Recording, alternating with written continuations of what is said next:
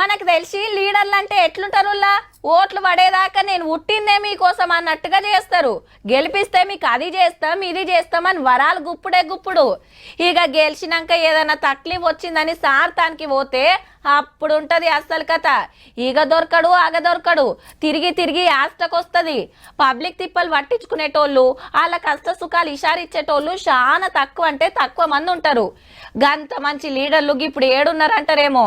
గీ ముచ్చట చూడుండ్రిగా. ఊకో ఊకో అని పక్క పొంటోళ్ళు ఊకుంచిన సారుకు దుఃఖం అస్సలాగుతలేదు. ఇంతకు సారు ఎవలంటే ఉత్తరప్రదేశ్ రాష్ట్రంలో ఫైజాబాద్ ఎంపీ, పేరు అవధేష్, పార్టీ సమాజ్వాదీ పార్టీ.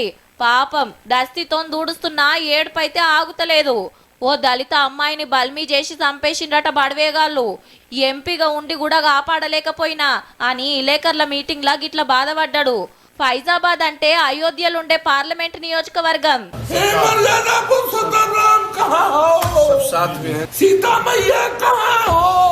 దళిత ఆడవిళ్లను ఘోరంగా చంపిండ్రు.